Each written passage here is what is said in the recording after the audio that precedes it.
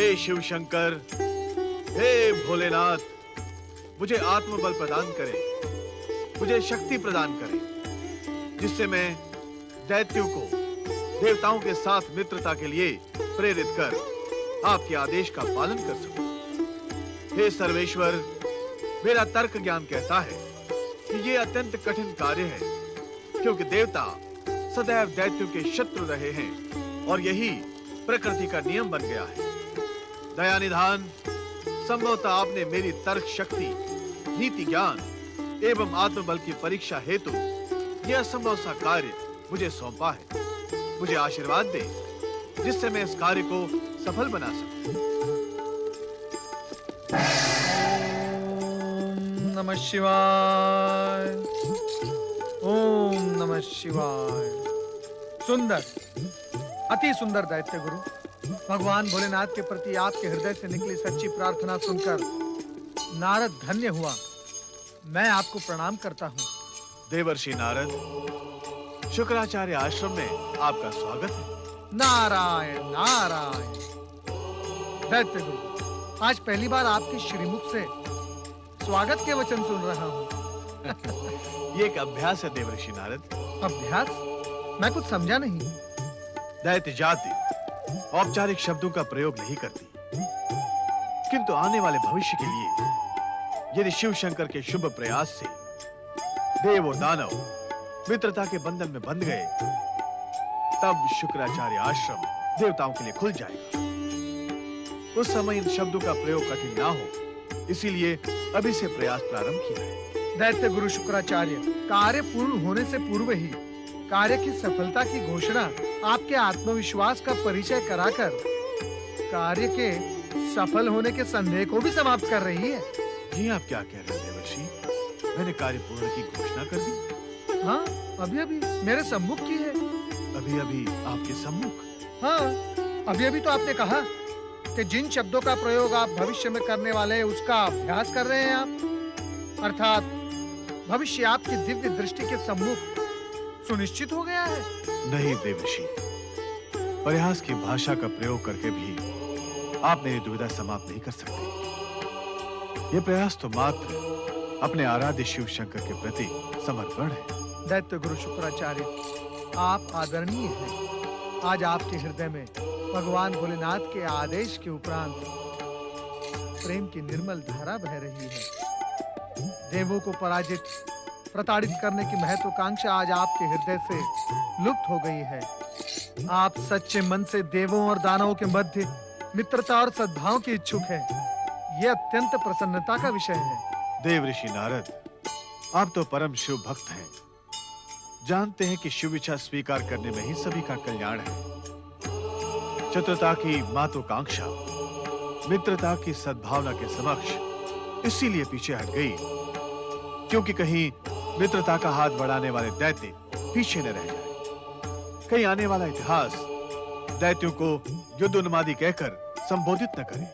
आप चिंतित न हो दैत्य गुरु शुक्राचार्य। स्वयं आपके और देवगुरु बृहस्पति के सद प्रयासों से निश्चित ही एक नया इतिहास रचा जाएगा और उसके हम सब साक्षी होंगे। ईर्ष्या, हिंसा, शत्रुता के स्थान पर शांति, प्रेम और मित्रता की निर्मल धारा बहेगी, जो समस्त विश्व को शिवमय कर देगी। देवर्षि नारद, वो क्षण कितना महान होगा जब भगवान शिव शंकर द्वारा निर्मित हर जीव उनके प्रति अपना उत्तरदायित्व समझेगा। नारायण नारायण। देवर्षि नारद, वैसे तो ये जग की मान्यता है कि आपकी उपस्थिति आनंदकारी एवं मंगलकारी होती है। अब देव दानव मित्रता के प्रति न तो मेरी कोई दुविधा शेष है और न ही कोई संदेह। नारायण नारायण। आनंद अथवा मंगल मेरी उपस्थिति में नहीं है दैत्य गुरु शुक्राचार्य, वो तो शिव इच्छा में निहित है। और अति विश्वास कार्य की सफलता में बाधा ही डालता है। नहीं देवर्षि नारद, नहीं। थोड़े ही समय में यहाँ दैत्यराज महासुर आने वाला है और मुझे पूर्ण विश्वास है कि वो देव दानव मित्रता के प्रस्ताव को सहर्ष स्वीकार करेगा। दैत्य गुरु, तो इसी अपमानजनक कार्य के लिए मुझे यहाँ आमंत्रित किया था।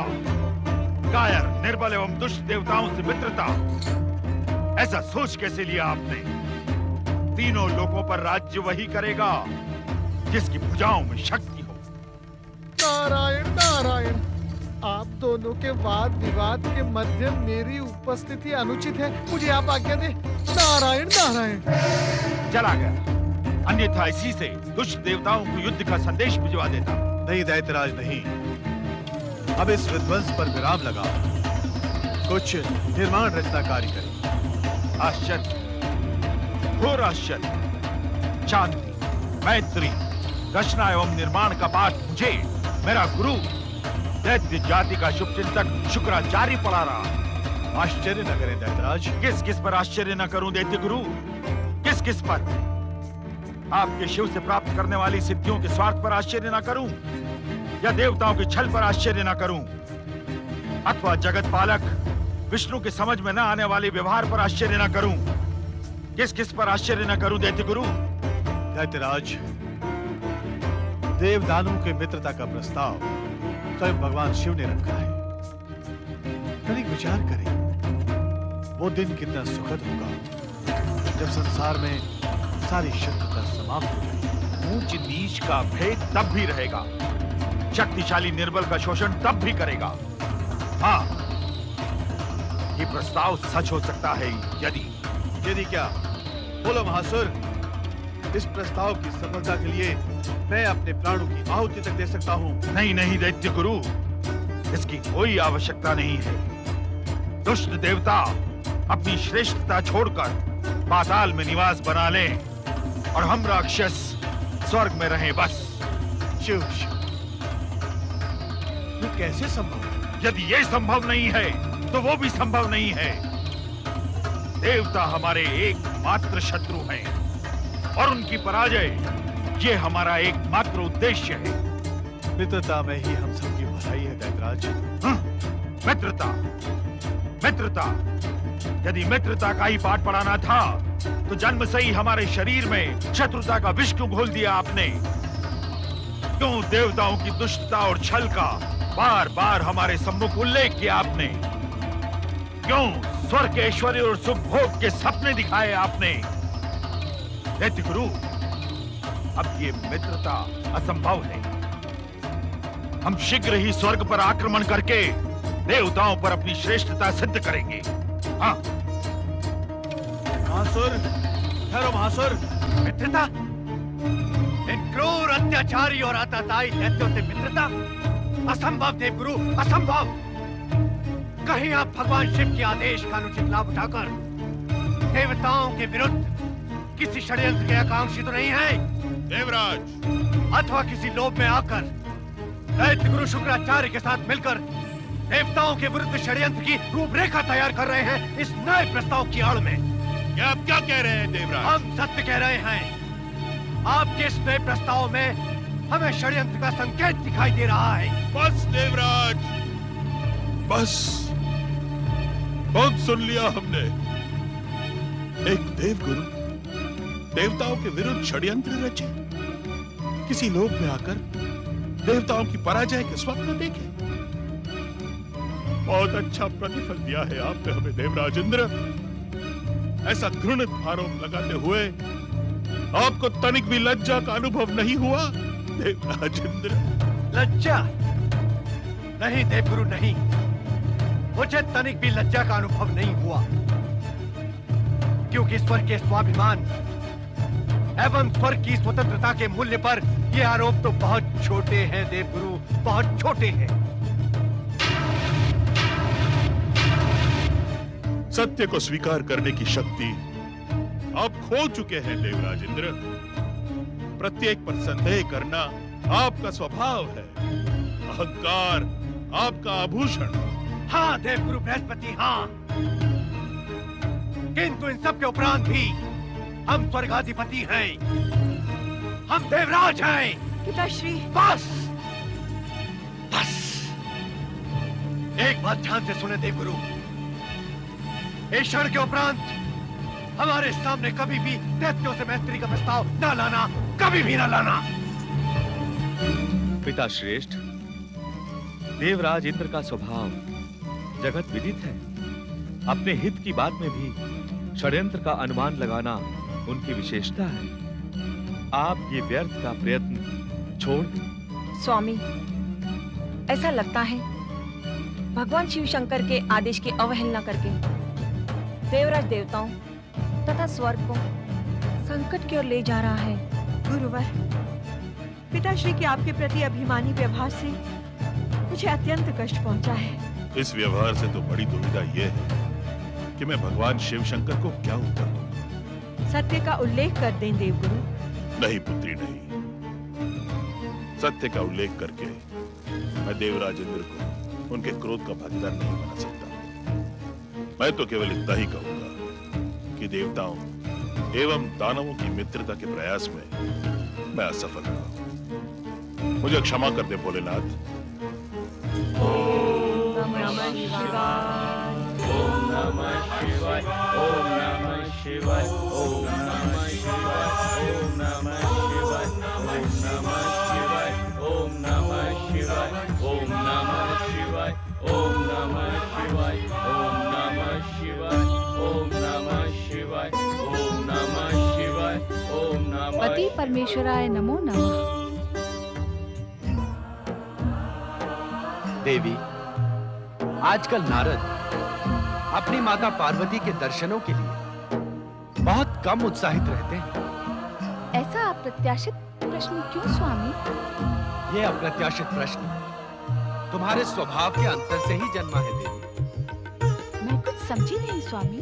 देवी, नारद के स्वभाव की विशेषता है जिज्ञासा। पुत्र में माता के संस्कार और माता में पुत्र की स्वभावगत विशेषताएं स्वाभाविक है। परंतु इन दिनों आप हमसे किसी भी प्रकार की चर्चा परिचर्चा से बचती हैं। हम नारद का उल्लेख कर आपकी इसी उपेक्षा का कारण जानने की इच्छुक हैं। स्वामी, आपके प्रति उपेक्षा की बात तो मैं सोच भी नहीं सकती। हाँ, जिज्ञासा के प्रति मैं चिंतित अवश्य हूँ। चिंतित?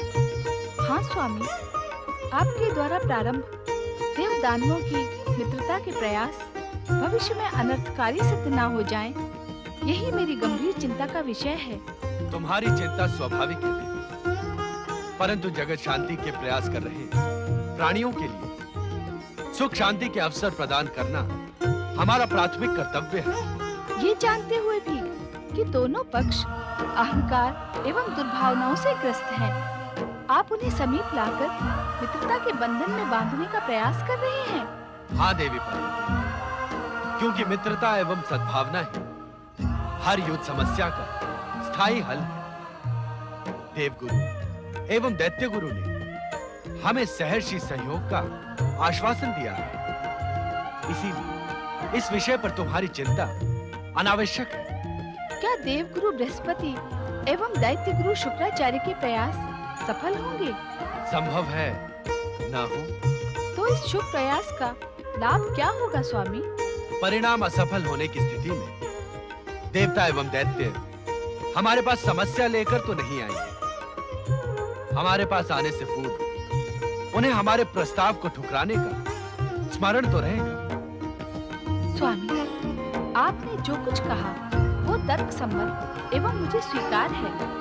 मैं आपके प्रत्येक कार्य में आपकी सहभागिनी हूँ।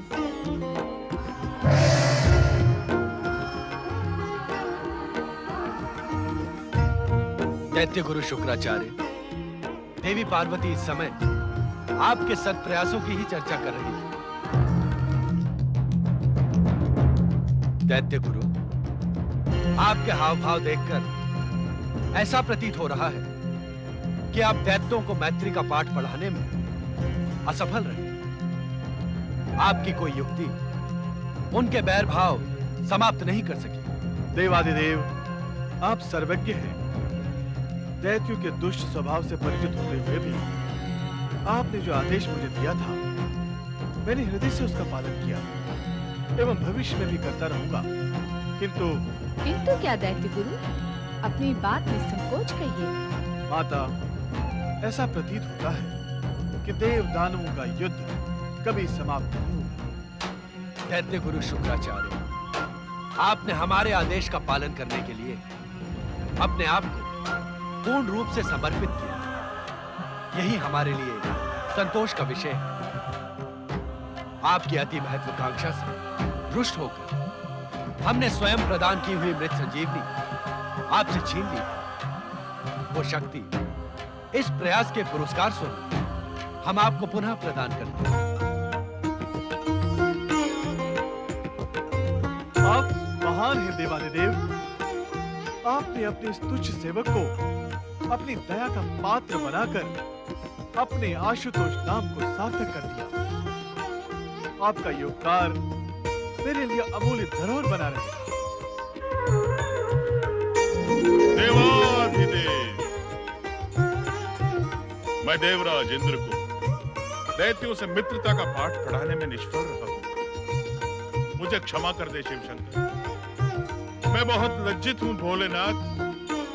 देवगुरु, दैत्य गुरु भी इस समय आप ही के समान प्रयास विफल होकर यहाँ उपस्थित हुए हैं। भोलेनाथ, इस प्रयास को तो असफल होना ही था। अर्थात? स्वामी, सृष्टि रचना के समय ब्रह्मा जी ने आप ही के आदेश पर दानव, मानव एवं देवताओं की रचना अलग अलग तत्वों से की थी। ये बात आपको भली भांति विदित है। इसके उपरांत भी आपने देव दानवों में मित्रता का प्रयास किया। ये बात हमारी समझ से परे है। देवी, जो होना था उसे होने देना ही हमारा उद्देश्य था। किंतु इसका लाभ क्या होगा स्वामी? ये क्षणिक लाभ का नहीं, दूरगामी लाभ का विषय है देवी। इस प्रयास के पश्चात ही बृहस्पति एवं शुक्राचार्य के मध्य वो कटुता नहीं रहेगी जिसके कारण आज से पूर्व देव दानवों के संघर्ष को मार्गदर्शन मिलता था। निस्संदेह स्वामी, ये एक महान सफलता है। भविष्य में देव दानव संघर्ष का स्वरूप इन दोनों के योगदान बिना कुछ और होगा।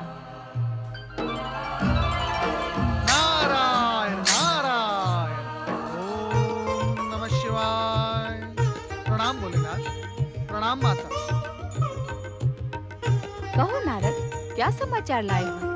भोलेनाथ, दैत्यराज महासुर ने स्वर्ग पर आक्रमण आदेश अपनी असुर सेना को दे दिया है। देवराज इंद्र भी अपनी देव सेना के साथ युद्ध भूमि में पहुंच गए हैं। अब देव दानव संग्राम अनिवार्य है। अब आप दोनों का कर्तव्य पुनः निर्धारित हो गया है। अब आप दोनों अपने अपने स्थानों पर जाकर अपने विवेक से निर्णय लें।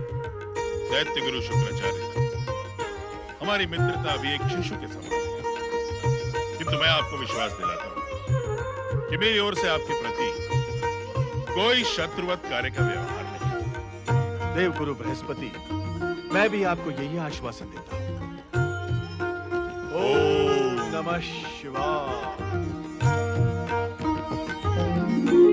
वीर शिरोमणि दैत्यराज महासुर की स्वर्गाधिपति देवराज इंद्र की वीर शिरोमणि दैत्यराज महासुर की स्वर्गाधिपति देवराज इंद्र की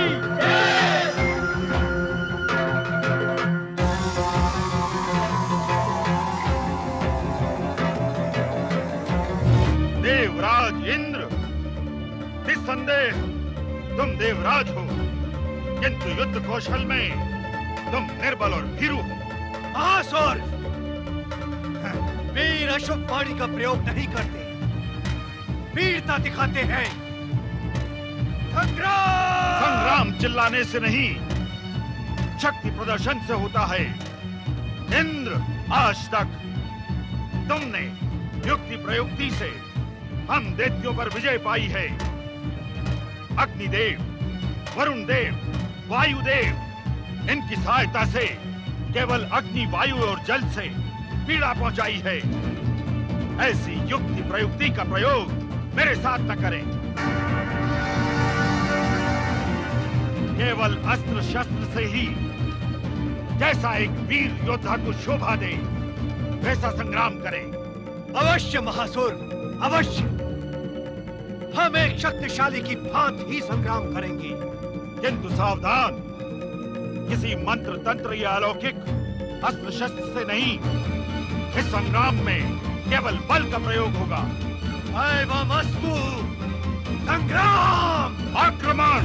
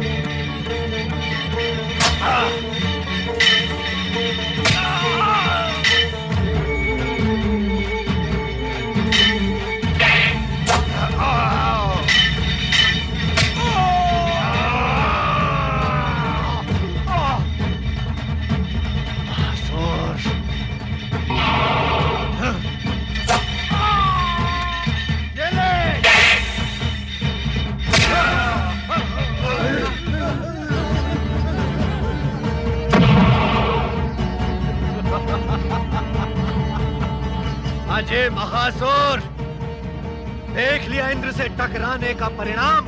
स्वर्गाधिपति देवराज इंद्र की जय। स्वर्गाधिपति देवराज इंद्र की जय। देवराज इंद्र की जय। दैत्यराज महासुर मर्दन देवराज इंद्र की जय। वज्रपाणी देवराज इंद्र की जय। हमारे असंख्य सैनिक असुरों के प्रहार से वीर गति को प्राप्त हुए हैं। ये हमारे लिए चिंता का विषय है देवराज। चिंता का विषय? वरुण देव, ये हमारे लिए चिंता का विषय कैसे हो गया? असुरों की संपूर्ण सेना समाप्त हो चुकी है। अब असुर कभी भी स्वर्ग पर आक्रमण करने का दुस्साहस नहीं करेंगे। देवराज, देवगुरु, प्रत्येक युद्ध की समाप्ति पर आप यही कहते हैं, किंतु ना तो कभी ये युद्ध समाप्त हुए और ना ही दैत्यों की स्वर्ग विजय की महत्वाकांक्षा। देवराज, प्रत्येक युद्ध एक नए प्रतिशोध को जन्म देता है। हाँ पिताश्री, प्रतिशोध की अग्नि कभी शांत होने का नाम नहीं लेती। देवराज, नृशंस हत्याओं के इस व्यापार को समाप्त कर दैत्यों से मित्रता का संकल्प करें। असंभव देवगुरु, असंभव। देवगुरु, इस समय हम युद्ध की वजह से उत्साहित एवं आनंदित हैं। कृपया कर हमारे आनंद और हमारे उत्साह में विघ्न ना डालें।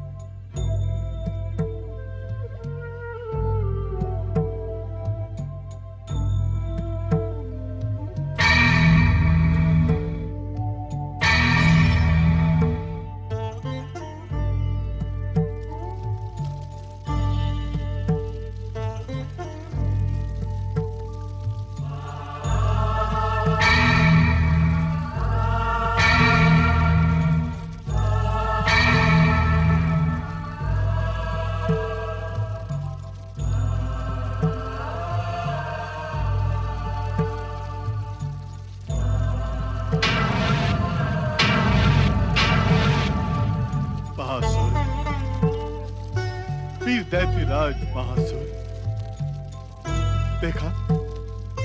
देखा तुमने अपने हठ का परिणाम। देखा तुमने शिव आज्ञा की अवहेलना का परिणाम। आज तुम्हारा शक्तिशाली शरीर भूमि पर रक्त रंजित पड़ा है। तूने अपने गुरु की बात माननी होती। महासुर, अब सब कुछ समाप्त हो गया। देवों से संभावित मित्रता, उसकी तुमने हत्या कर डाली।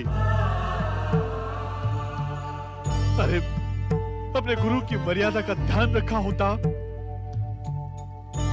तनिक ये तो सोचा होता कि असुरों के मृत शरीरों को देखकर तुम्हारा यह गुरु जीवित कैसे रहेगा। हाँ महासुर, हाँ।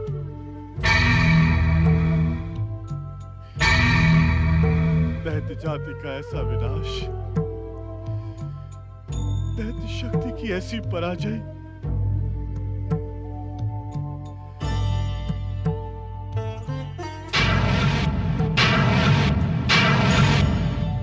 देवताओं के मृत सैनिकों का इस आश्रम में क्या काम? ये यहां क्यों पड़े हैं? हे शिव शंकर, ये कैसी लीला है आपकी?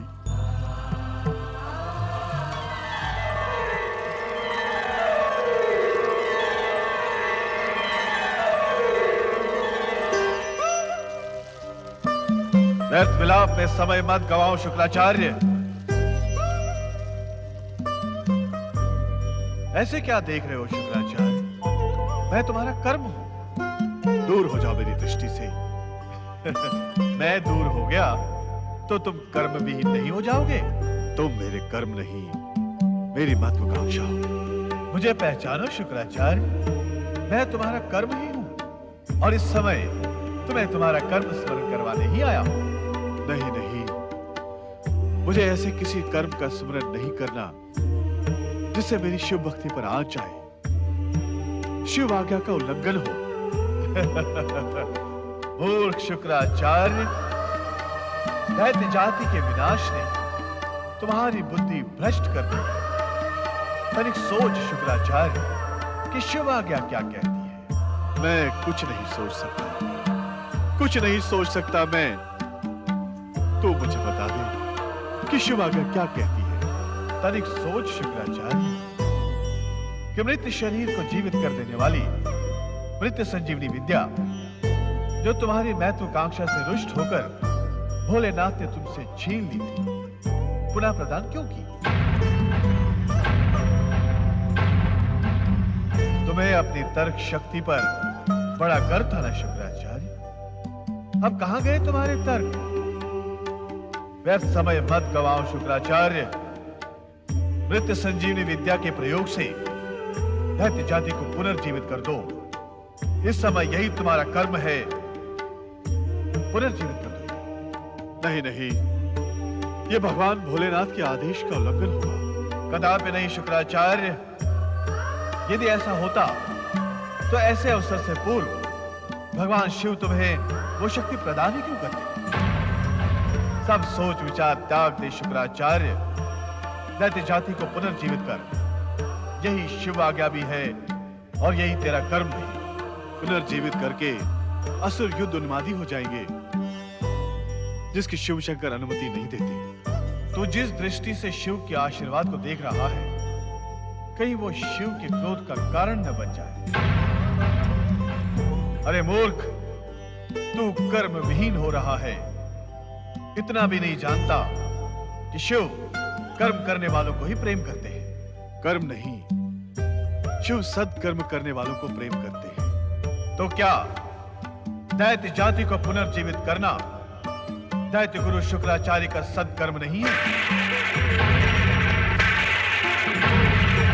शक्ति होने के उपरांत भी यदि दैत्य जाति को तुमने पुनर्जीवित नहीं किया तो भविष्य तुम्हें धुतकारेगा नहीं शुक्राचार्य?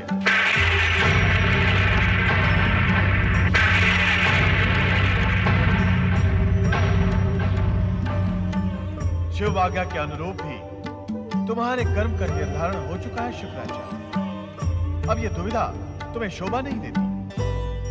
शीघ्र अपने कर्तव्य का पालन करो। जीवित कर दो इन मृत असुरों को और अपने कर्तव्य का पालन करो।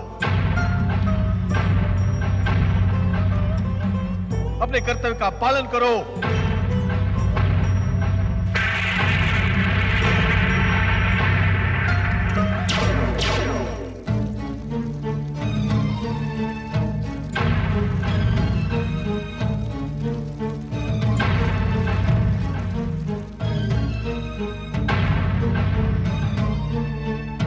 जय जय मृत्युंजय महादेव।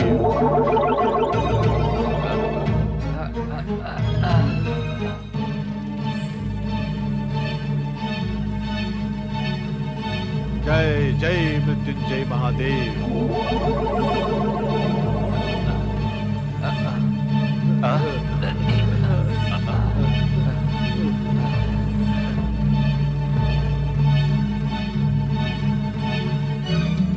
जय जय मृत्युंजय महादेव।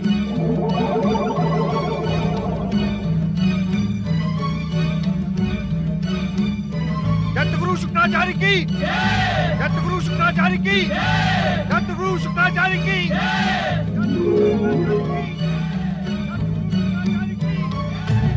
दत्तराज महासुर की।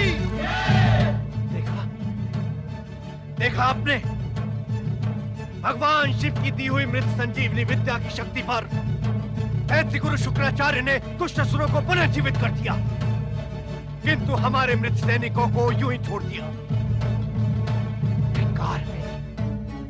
धिक्कार है देवगुरु बृहस्पति पर जो इनसे मित्रता की बातें करते हैं। धन्य है दैत्य गुरु शुक्राचार्य, आप धन्य हैं। अब हम पुनः स्वर्ग पर आक्रमण कर दुष्ट देवताओं को परास्त करेंगे। नहीं नहीं महासुर, ऐसा दुस्साहस न करना। ये शिव आज्ञा का उल्लंघन होगा। तो क्या हम उनसे प्रतिशोध न लें जिन्होंने दैत्य शक्ति को समाप्त करने के हर संभव प्रयास किए?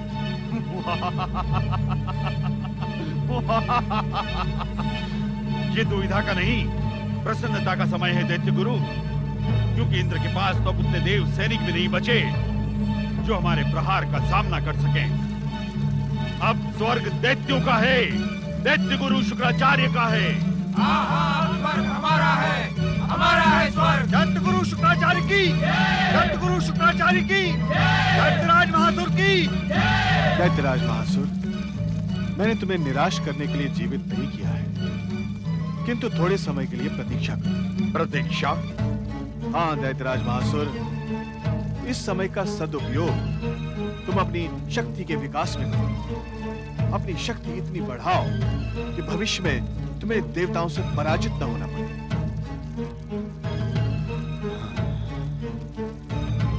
आप सत्य कह रहे हैं दैत्य गुरु। हमें दैत्य शक्ति को संगठित करने के लिए थोड़ा समय अवश्य लगेगा।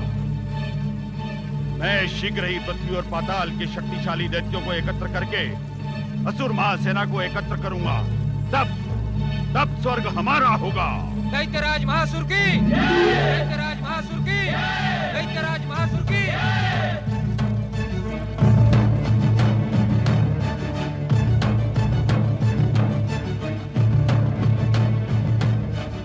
ओम नमः शिवाय, ओम नमः शिवाय,